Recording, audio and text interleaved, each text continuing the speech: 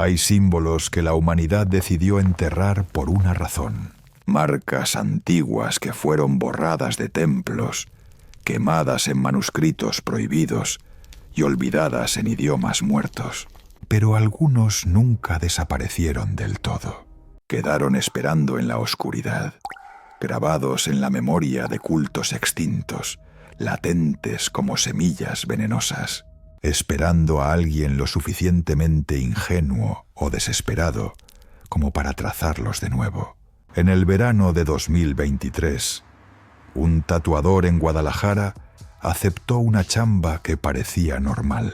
Un cliente callado, un diseño extraño, dinero en efectivo. 8 horas después, mientras limpiaba su estudio, notó algo raro en sus manos. Un hormigueo que subía por los brazos como electricidad. Esa noche intentó dormir. Sus párpados se cerraron, pero sus ojos seguían viendo. Imágenes que no eran recuerdos ni sueños. Lugares que nunca había visitado. Rostros que lo miraban fijamente desde la nada. Y una presencia antigua que ahora sabía exactamente dónde encontrarlo. Lo que comenzó como un trabajo rutinario se convirtió en una carrera desesperada por entender qué había marcado en piel humana, porque ese símbolo no era solo tinta, era una puerta, y él acababa de abrirla con su propia mano. ¿Alguna vez han aceptado un trabajo solo porque necesitaban la lana? Yo sí. Y esa decisión me condenó a vivir en un infierno del que no puedo despertar. Porque hay cosas que uno no debería marcar en la piel humana, símbolos que deberían quedarse enterrados en el olvido. Pero yo no lo sabía cuando ese morro entró a mi estudio aquella tarde de julio. Me llamo Daniel y llevo casi 10 años siendo tatuador en Guadalajara. Mi estudio es chico pero decente, en una colonia tranquila del centro. Nada del otro mundo, pero me permitía vivir bien. Dragones, calaveras, retratos, frases motivacionales, lo típico. Había visto de todo pasar por mi silla de tatuar. O eso creía yo. Ese día había sido lento, apenas un par de clientes en la mañana. Necesitaba cerrar bien la semana, porque la renta se vencía en 3 días y andaba justo con el dinero. Estaba a punto de cerrar temprano cuando escuché la campanilla de la puerta. El tipo que entró no era el cliente típico. Tendría unos 30 y tantos, vestía de traje negro impecable, pero se veía cansado. Tenía ojeras profundas y la piel pálida, como si llevara semanas sin dormir bien. Lo que más me sacó de onda fueron sus ojos, grises, fríos, pero con algo más. Una intensidad que te atravesaba cuando te miraba directo. Me levanté del mostrador y le di la bienvenida con mi mejor sonrisa profesional. Le pregunté qué andaba buscando y él simplemente sacó un papel doblado de su saco. Lo extendió sobre el mostrador sin decir palabra. Era un diseño dibujado a mano con tinta negra. Un símbolo circular complejo, lleno de líneas geométricas que se entrelazaban formando patrones que dolían a vista si los mirabas fijamente. En el centro había algo parecido a un ojo, pero no del todo. Tenía caracteres alrededor que no reconocí. Parecían runas o algo antiguo.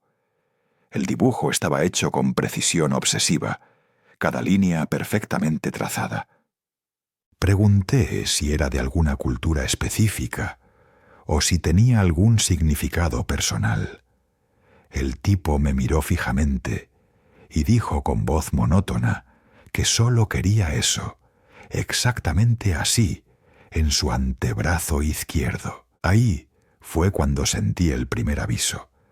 Algo en mi estómago se revolvió incómodo, una sensación rara que no supe interpretar en ese momento. El diseño me incomodaba de una forma que no podía explicar. Era como si las líneas vibraran levemente cuando las observaba. Me froté los ojos pensando que era el cansancio. Le dije que era un diseño complejo y que me llevaría unas 6 u 8 horas hacerlo bien. Él asintió sin problemas. Entonces sacó un fajo de billetes y puso sobre el mostrador el doble de lo que yo cobraba normalmente. Dinero en efectivo, limpio, contante y sonante. Mis dudas se esfumaron en ese instante.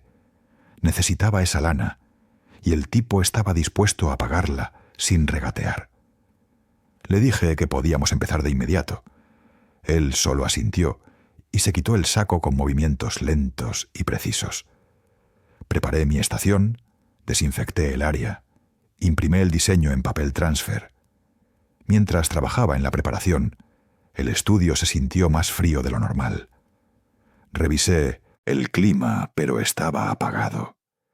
El tipo se sentó en la silla sin decir nada más. Su silencio era pesado, incómodo. Yo intentaba hacer plática como siempre hago con mis clientes, pero él solo respondía con monosílabos o asentimientos. Comencé a tatuar a eso de las 5 de la tarde. Las primeras líneas fueron normales. Mi máquina zumbaba con su ritmo habitual. La tinta se asentaba bien en su piel. Pero conforme avanzaba, ese malestar en mi estómago crecía. El símbolo parecía tomar vida bajo mis manos. Las líneas que trazaba se sentían importantes, como si estuviera escribiendo algo en un idioma que mi mente no entendía, pero mi cuerpo sí. El tipo no se quejó ni una vez del dolor. Se quedó completamente inmóvil durante las 8 horas que duró el trabajo. Ni siquiera pidió un descanso. Solo me observaba trabajar con esos ojos grises clavados en mí. Cuando terminé, eran pasadas las 2 de la mañana. El símbolo quedó perfecto, exactamente como el dibujo original. Cada línea en su lugar, cada detalle preciso. Lo limpié, apliqué el vendaje y le di las instrucciones de cuidado. Él se levantó, se puso el saco y me dio las gracias con la misma voz monótona de antes. Caminó hacia la puerta y antes de salir se detuvo.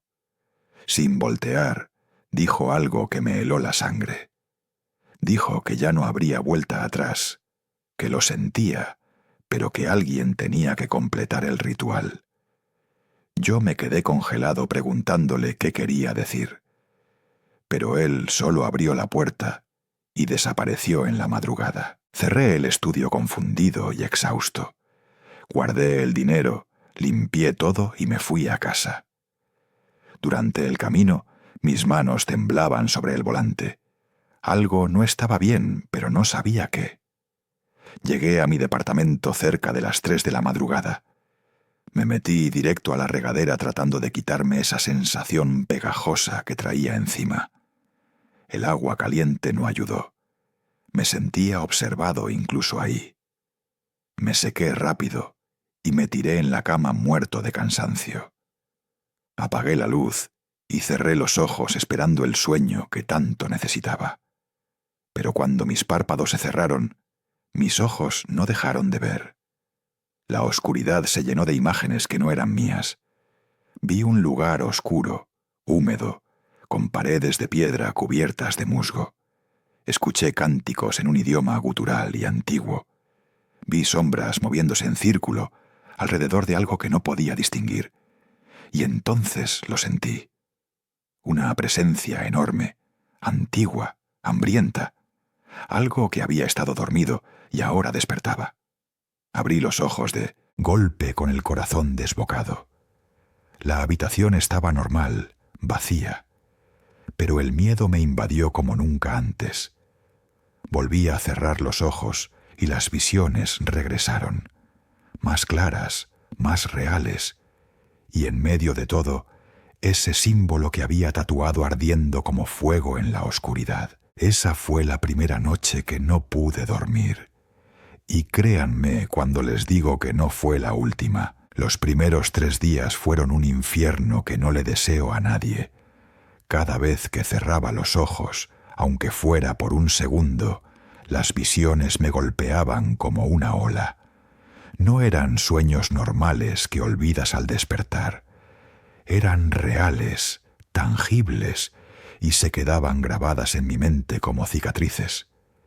Veía ese lugar de piedra con más claridad cada vez. Las paredes húmedas brillaban con un musgo verdoso que pulsaba como si estuviera vivo. Escuchaba los cánticos más nítidos, voces masculinas y femeninas entonando palabras que hacían eco en mi cabeza horas después de abrir los ojos.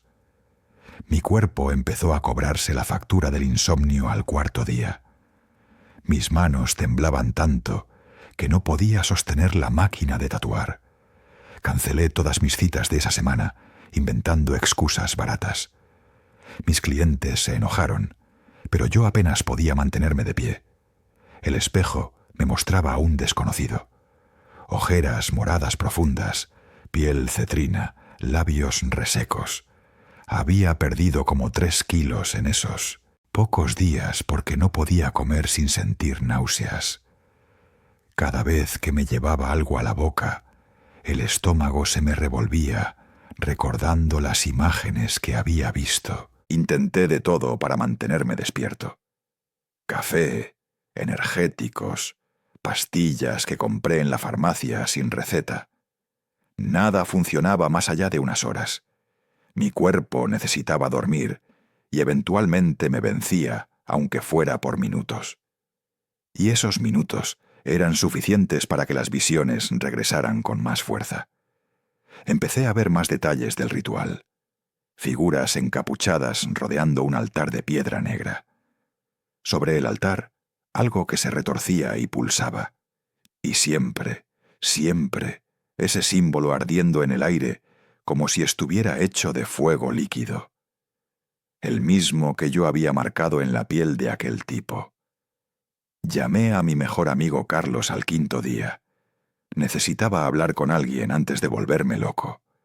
Él vino a mi departamento y se espantó al verme. Me preguntó qué me había pasado y yo le solté todo.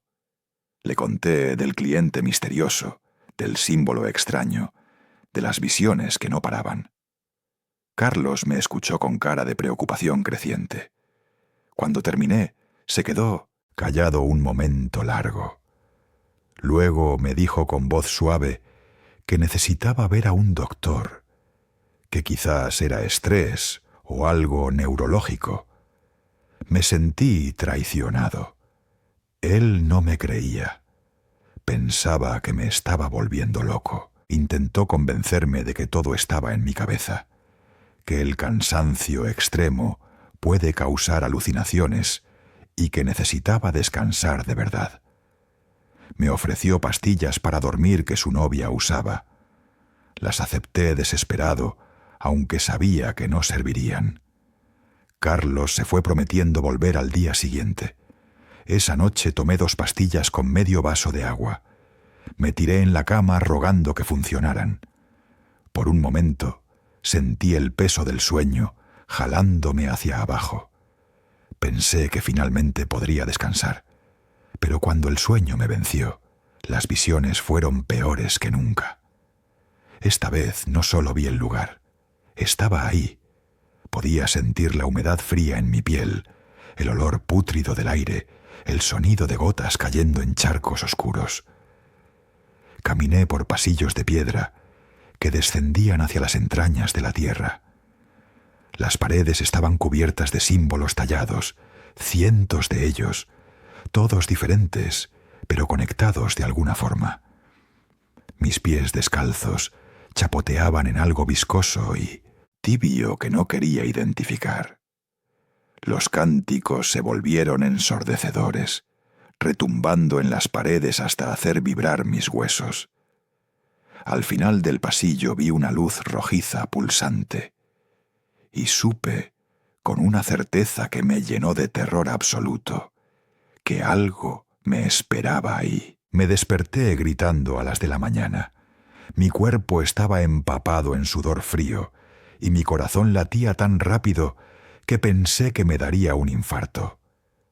Lo peor fue darme cuenta de que mis pies estaban sucios. Tenía mugre negra bajo las uñas y mis plantas estaban manchadas con algo oscuro y pegajoso. Corrí al baño y me tallé los pies con desesperación bajo el agua caliente. La mugre no salía fácilmente. Se aferraba a mi piel como si fuera parte de mí. Lloré por primera vez en años, mientras me tallaba hasta dejarme la piel en carne viva. Al 6.º día fui con un doctor. No tenía opción. Le expliqué que no podía dormir, que tenía alucinaciones vívidas. Omití los detalles más raros porque no quería que me mandara directo al psiquiátrico. El doctor me hizo preguntas, tomó mi presión que estaba por las nubes y me examinó los ojos con una lucecita. Me recetó ansiolíticos y algo más fuerte para dormir. Me advirtió que si no mejoraba en una semana, tendría que hacer estudios neurológicos. Asentí y salí de ahí con las recetas arrugadas en mi puño. En el fondo, sabía que ninguna pastilla iba a curar esto, porque esto no era médico, era otra cosa. Esa noche, antes de intentar dormir de nuevo, me senté frente a mi computadora. Abrí el cajón donde guardaba la copia del diseño que había tatuado. La había hecho por costumbre. Siempre archivo los trabajos de mis clientes. Puse el papel frente a mí y realmente lo observé por primera vez. Las líneas formaban patrones que parecían moverse sutilmente bajo la luz de la pantalla. Los caracteres alrededor del símbolo central no se parecían a nada que hubiera visto. Tomé mi celular y empecé a buscar. Símbolos antiguos, runas, alfabetos muertos. Nada coincidía exactamente. Pasé 3 horas buscando obsesivamente hasta que algo llamó mi atención. Un foro de ocultismo mencionaba símbolos de invocación de culturas precolombinas. Hablaban de marcas que se usaban en rituales prohibidos, diseños que supuestamente abrían puertas entre mundos. La mayoría de los comentarios eran de locos o chavos jugando a ser brujos. Pero uno me heló la sangre. Un usuario con nombre extraño decía que había visto ese tipo de símbolos en manuscritos resguardados en archivos privados, que esas marcas no debían reproducirse nunca, mucho menos grabarse en carne humana, que hacerlo completaba un ritual de invocación que llevaba siglos esperando. Sentí cómo el aire se me escapaba de los pulmones. Copié el nombre del usuario y le mandé un mensaje privado urgente. Le expliqué que había tatuado algo similar y que necesitaba información. No esperaba respuesta, pero la necesitaba. Cerré la laptop con manos temblorosas. Mi cabeza daba vueltas procesando todo. Si lo que decía ese tipo era real, yo no solo había tatuado un diseño, había completado un ritual, había abierto algo que debía permanecer cerrado, y ahora esa cosa me estaba buscando a través de las visiones. Necesitaba saber más sobre ese símbolo.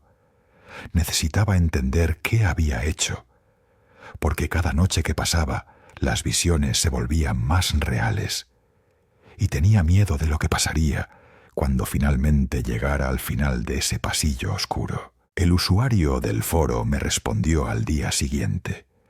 Su mensaje era corto, pero inquietante. Me dijo que necesitábamos hablar en persona, que esto no era algo que se pudiera discutir por Internet. Me dio la dirección de una librería de viejo en el centro histórico y me pidió que llevara una foto del símbolo. Le respondí que estaría ahí esa misma tarde. No podía esperar más. Cada hora que pasaba sin respuestas me acercaba más a la locura. La librería estaba escondida en un callejón cerca del mercado de San Juan de Dios. El lugar olía a papel viejo y humedad. Estantes hasta el techo repletos de libros polvorientos cubrían cada pared. Un hombre mayor, de unos 60 años, me esperaba en el fondo. Cabello gris largo atado en una coleta, lentes de marco grueso, chaleco de tweed. Se presentó como Ernesto y me invitó a sentar en una mesita rodeada de pilas de libros. Le mostré la foto del símbolo en mi celular. Su rostro palideció al instante. Ernesto me pidió que le contara todo desde el principio. Le narré cada detalle. El cliente misterioso, el tatuaje, las visiones, la imposibilidad de dormir.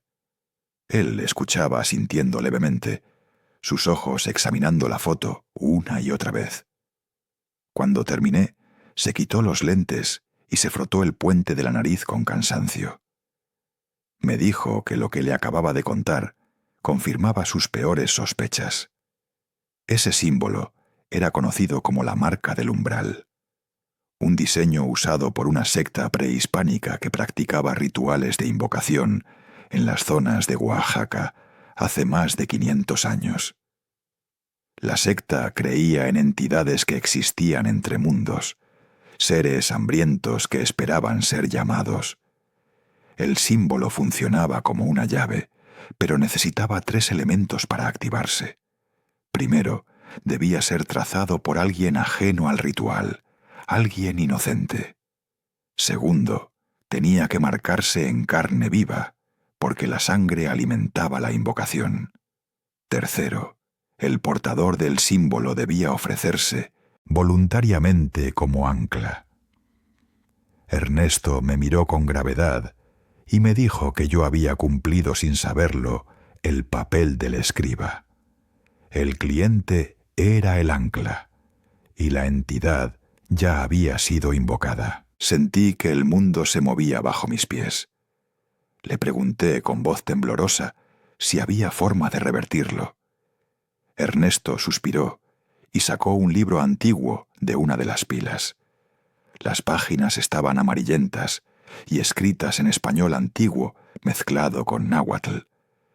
Me mostró ilustraciones de rituales, sacrificios y símbolos similares al que yo había tatuado. Me explicó que la secta fue exterminada por los españoles en el siglo XVI, pero sus conocimientos sobrevivieron en manuscritos ocultos. Algunos creían que la secta nunca murió del todo, que sus descendientes seguían practicando en secreto, esperando el momento adecuado. Le pregunté por qué yo seguía viendo las visiones si el ritual ya estaba completo. Ernesto cerró el libro y me miró con lástima. Me dijo que la entidad usaba las visiones para marcarme, para asegurarse de que yo no pudiera escapar. Yo era parte del ritual ahora, conectado a través del acto de haber trazado el símbolo. La entidad me mostraba su mundo, porque eventualmente me arrastraría ahí, a menos que encontrara al portador del símbolo y lo detuviera antes de que completara la fase final. Le pregunté qué era esa fase final. No respondió de inmediato, pero la expresión en su rostro me dijo que no quería saberlo. Salí de la librería con más preguntas que respuestas, pero al menos tenía un nombre y una dirección. Ernesto me había dado copias de algunas páginas del manuscrito y me advirtió que tuviera cuidado. La gente que buscaba estos rituales no era normal. Estaban dispuestos a cualquier cosa. Mientras caminaba de regreso a mi carro, sentí esa sensación de nuevo, la de ser observado. Volteé varias veces, pero las calles estaban llenas de gente normal haciendo su vida. Aún así, el peso de una mirada invisible se quedó conmigo todo el camino. Esa noche decidí revisar mi estudio. Algo me decía que había pasado por alto algún detalle importante. Llegué cerca de las 9 cuando ya no había gente en la calle. Abrí la puerta y encendí las luces. Todo parecía normal. Mi estación de trabajo limpia, las sillas en su lugar, el olor familiar de desinfectante y tinta. Pero algo se sentía diferente. El aire estaba más denso, como si algo hubiera estado ahí mientras yo no estaba. Caminé despacio revisando cada rincón, abriendo cajones, moviendo muebles. Fue debajo de la silla donde el cliente se había sentado que lo encontré. un pequeño objeto envuelto en tela negra. Lo recogí con cuidado y lo desenvolví sobre el mostrador. Era un amuleto de piedra negra, tallada con el mismo símbolo que había tatuado. Pero este estaba invertido, como un reflejo. La piedra estaba fría al tacto, tan fría que me quemaba la piel. En la parte de atrás había una inscripción en esos mismos caracteres antiguos. El cliente lo había dejado ahí a propósito. ¿Era un mensaje o una trampa? Quizás ambas cosas. Tomé fotos del amuleto desde todos los ángulos y se las mandé a Ernesto. Me respondió en minutos, pidiéndome que no lo tocara más y que lo llevara a la librería de inmediato. Dijo que era una pieza de anclaje, parte del ritual, que probablemente estaba ahí para mantener la conexión entre mi estudio y el lugar donde la entidad esperaba. Envolví el amuleto de nuevo, intentando no tocarlo directamente. Lo guardé en una bolsa de plástico y lo metí en mi mochila. Necesitaba salir de ahí. El estudio ya no se sentía seguro. Antes de irme, noté algo más. En la pared, junto a donde colgaban mis diseños, había una marca. Una sombra oscura en forma de mano, como si alguien con las palmas sucias hubiera presionado contra la pared. Pero la marca no era de mugre normal. Era negra como carbón y emanaba un olor dulzón y podrido. Me acerqué para tocarla, pero algo me detuvo. Un instinto de supervivencia gritando que no lo hiciera. Tomé una foto y salí del estudio cerrando con llave. No sabía si volvería. En el carro, con el amuleto en mi mochila en el asiento trasero, revisé las páginas que Ernesto me había dado. Una hablaba de señales de la presencia de la entidad, marcas oscuras, olores rancios, sensación de frío intenso y pesadillas compartidas. Yo había experimentado todo eso. Otra página mostraba ilustraciones de lo que sucedía cuando el ritual se completaba. Figuras humanas siendo arrastradas a la oscuridad, sus bocas abiertas en gritos silenciosos. En la última ilustración, la entidad emergía al mundo físico a través del portador del símbolo. Ahora entendía por qué el cliente había dicho que ya no había vuelta atrás. Él sabía exactamente lo que estaba haciendo. Se había ofrecido como sacrificio voluntario para traer a esa cosa a nuestro mundo. Y yo, sin saberlo, había facilitado todo. La culpa y el miedo me revolvían el estómago. Necesitaba encontrar a ese tipo antes de que fuera demasiado tarde. Pero no tenía idea de por dónde empezar. No me había dado nombre, dirección, nada. Solo ese símbolo maldito que ahora llevaba en su piel y que nos conectaba de formas que apenas comenzaba a comprender. Ernesto me citó al día siguiente en un lugar diferente. No en la librería, sino en su casa, un departamento viejo en la colonia americana. Me dijo que necesitábamos privacidad para lo que iba a mostrarme. Llegué a las 10 de la mañana con el amuleto en mi mochila y unas ojeras que ya parecían tatuadas en mi cara.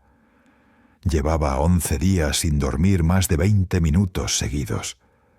Mi cuerpo se movía por pura adrenalina y miedo. Cuando Ernesto abrió la puerta, su expresión me confirmó que las cosas estaban peor de lo que pensaba. Su departamento era un caos organizado de libros, mapas antiguos y objetos extraños. Había velas por todos lados, algunas prendidas, otras derretidas hasta el fondo. Las paredes estaban cubiertas de fotografías de símbolos, recortes de periódicos amarillentos y diagramas escritos a mano. Me senté en un sillón desgastado mientras él preparaba té. No tenía ganas de tomar nada, pero acepté por cortesía. Saqué el amuleto de mi mochila y lo puse sobre la mesa de centro. Ernesto lo observó largo rato sin tocarlo, como si fuera una serpiente venenosa. Finalmente habló. Me dijo que había pasado la noche investigando en sus archivos personales y consultando con otros estudiosos del tema. Todos coincidían en lo mismo. El símbolo que yo había tatuado era la Puerta de Mictlán, una marca usada por una secta nahua del sur de México en el siglo XV. La secta creía que podían abrir portales a Mictlán, el inframundo de la mitología mexica, y traer de vuelta a entidades antiguas que habitaban ese lugar. Estas entidades no eran dioses ni demonios en el sentido cristiano. Eran algo anterior, más primitivo, más hambriento. Ernesto se levantó y trajo una caja de metal oxidada. La abrió con cuidado y sacó un manuscrito protegido en plástico. Las páginas estaban escritas en náhuatl antiguo, con traducciones al español en los márgenes. Me mostró una sección que describía el ritual completo.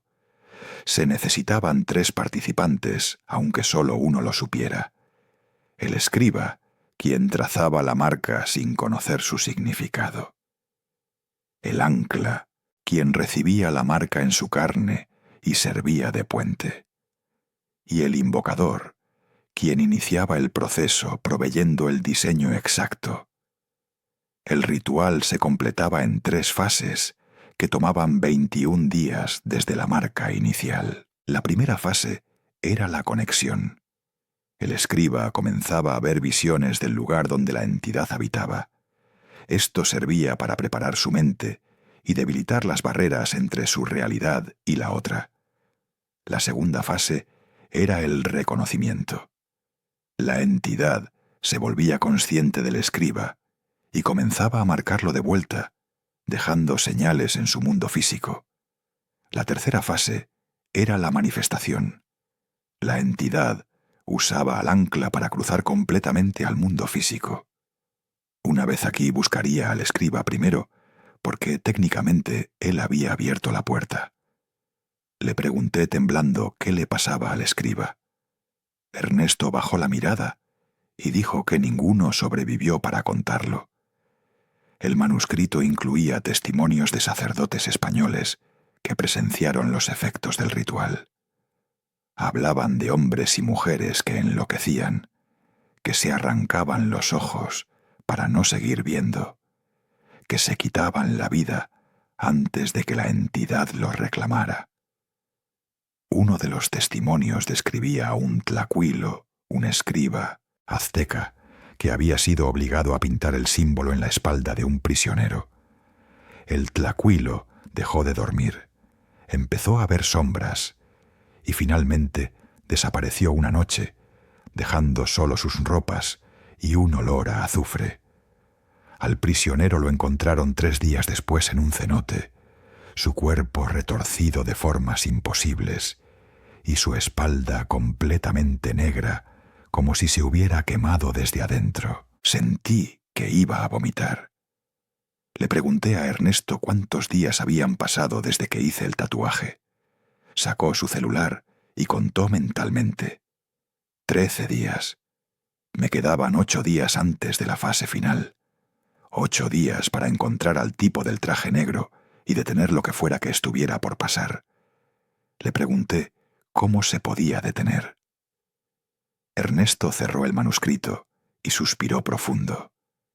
Me dijo que solo había una forma mencionada en los textos: destruir al ancla antes de que completara su transformación. Eso significaba encontrarlo y matarlo. No había otra opción. La palabra matar resonó en mi cabeza como un gong.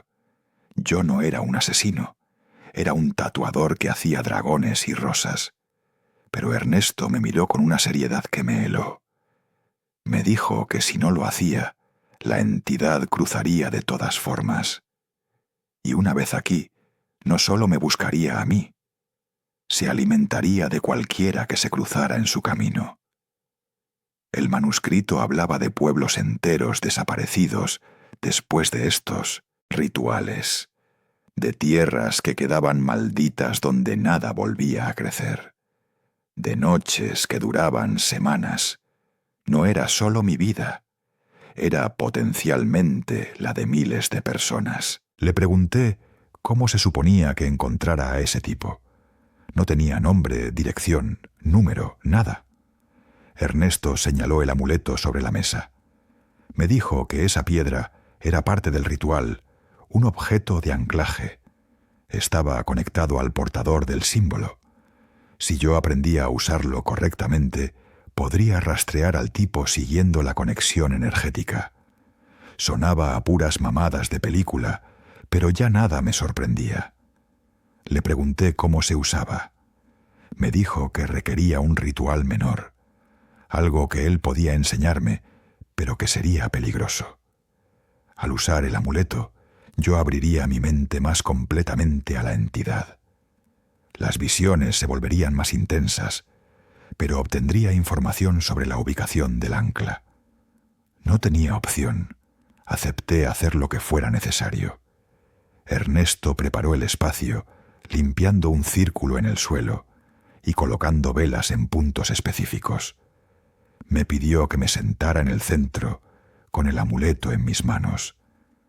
Me instruyó que cerrara los ojos y me concentrara en el símbolo, que lo visualizara claramente en mi mente, que siguiera el hilo de conexión que sentía cada vez que veía las visiones. Respiré profundo y cerré los ojos. Por primera vez en días, no resistí las imágenes que llegaban. La visión fue diferente esta vez. No estaba en el lugar de piedra. Estaba en una habitación moderna, oscura, iluminada solo por velas negras. Vi al tipo del traje negro sentado en el suelo, su camisa quitada, el tatuaje en su antebrazo, brillando con luz propia. Estaba rodeado de más símbolos dibujados en el piso, con algo que parecía sangre. Cantaba en ese idioma gutural, su voz vibrando con un poder que no era humano. Detrás de él, las sombras se movían con vida propia. Algo enorme tomaba forma lentamente, alimentándose de su energía. Forcé mi mente a ver más allá, a buscar detalles de la ubicación. Vi una ventana con vista a luces de la ciudad, un número en una puerta, 307. Abrí los ojos de golpe con el corazón desbocado. Ernesto me sostuvo de los hombros preguntándome qué había visto. Le conté todo. Él asintió grave y me dijo que ahora teníamos una ventaja. Con esa información podíamos encontrarlo. Pero teníamos que actuar rápido porque el ritual del ancla estaba avanzado. Por la luminosidad del tatuaje y la formación de la entidad, estimaba que quedaban menos de los 8 días que pensábamos. Quizás o 5. El tipo había estado acelerando el proceso de alguna forma. Ernesto me entregó algo más de la caja. Un cuchillo de obsidiana con el mango envuelto en cuero viejo. Me dijo que era de la época prehispánica, usado en ceremonias. Si llegaba el momento, ese cuchillo podría cortar la conexión ritual.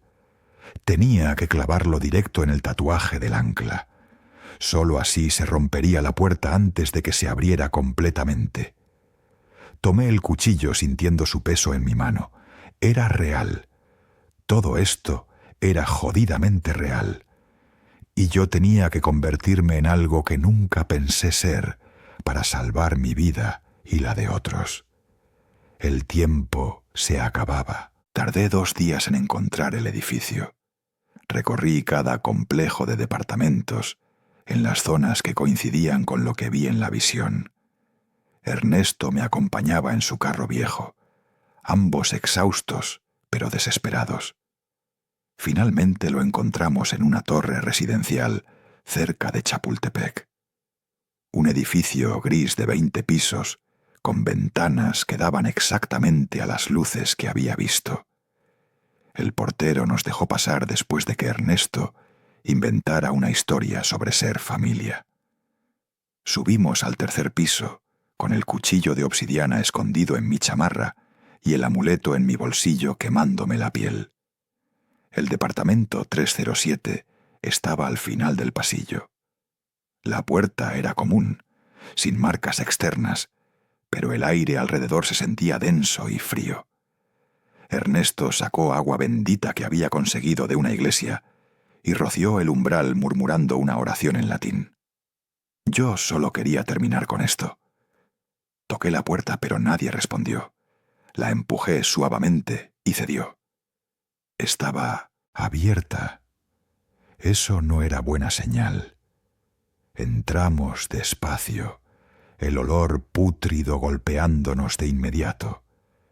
Era el mismo olor de mis visiones multiplicado por 100, a carne podrida, azufre y algo más antiguo que no tenía nombre. El departamento estaba oscuro, excepto por el resplandor rojizo que venía del fondo.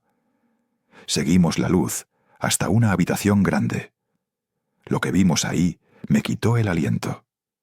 El tipo del traje negro estaba en el centro de un círculo dibujado con sangre, pero ya no parecía humano. Su piel había tomado un tono grisáceo y sus venas brillaban negras bajo la superficie. El tatuaje en su antebrazo pulsaba con luz propia, las líneas moviéndose como si estuvieran vivas. Detrás de él, una sombra enorme tomaba forma, más sólida de lo que había visto en las visiones. Tenía múltiples extremidades retorcidas y algo parecido a ojos que ardían con fuego frío. El tipo nos miró y sonrió. Su voz sonó distorsionada, como si varias voces hablaran al mismo tiempo. Dijo que era tarde, que la puerta ya estaba abierta, que la entidad solo necesitaba un poco más para cruzar completamente. Me miró directo y agradeció mi servicio. Dijo que yo había sido el escriba perfecto, puro e ignorante. Ahora mi papel era ser el primero en alimentar a su maestro. La rabia me invadió. Saqué el cuchillo de obsidiana y me lancé hacia él sin pensar. Ernesto gritó algo, pero no le hice caso. Solo quería enterrar ese cuchillo en el maldito tatuaje. Llegué hasta él, pero algo me detuvo en seco. Una fuerza invisible me levantó del suelo y me lanzó contra la pared. Escuché algo crujir en mis costillas y el dolor me cegó por un segundo. Ernesto intentó ayudarme, pero la sombra extendió una de sus extremidades y lo golpeó, mandándolo al otro lado de la habitación. El tipo del traje negro empezó a convulsionar. Su cuerpo se arqueó mientras la entidad lo usaba como puente. La temperatura bajó tanto que podía ver mi aliento. Las velas negras se apagaron y solo quedó la luz rojiza del tatuaje, iluminando la escena como una pesadilla. Me arrastré por el suelo, buscando el cuchillo que había soltado. Lo encontré bajo una silla volcada. Con las costillas gritándome de dolor, me levanté usando la pared como apoyo. El tipo estaba en el clímax del ritual, su boca abierta dejando salir ese canto gutural. La entidad era casi sólida ahora, su presencia llenando la habitación con una maldad tangible. Sabía que si cruzaba completamente, no habría forma de detenerla. Reuní todas mis fuerzas y corrí hacia él con el cuchillo en alto. Esta vez no me detuvieron. Clavé la obsidiana directo en el tatuaje de su antebrazo con toda la fuerza que me quedaba. Lo que pasó después no lo puedo describir bien. El tipo soltó un grito que no era humano. La luz del tatuaje explotó en un destello cegador. Sentí una onda de energía que me lanzó hacia atrás. Caí inconsciente por unos segundos o quizás minutos. Cuando desperté, Ernesto me estaba sacudiendo. El tipo del traje negro estaba en el suelo inmóvil. Su piel había vuelto a un tono casi normal, pero sus ojos estaban vacíos, muertos. El tatuaje se había vuelto negro opaco, como una quemadura vieja. La sombra había desaparecido, pero el frío permanecía. Nos fuimos de ahí antes de que llegara alguien. Ernesto llamó a la policía desde un teléfono público sin identificarse. Reportó un cuerpo en ese departamento. Nunca supimos oficialmente qué dijeron las autoridades, pero apareció en las noticias. Un hombre sin identificar encontrado muerto en circunstancias extrañas. Causa de muerte desconocida. El caso quedó abierto. Yo pasé 3 días en cama recuperándome de las knockdowns, costillas rotas. Ernesto me visitaba diario trayéndome comida y actualizaciones. Me aseguró que había hecho lo correcto, que había salvado vidas. Pero no me sentía como un héroe.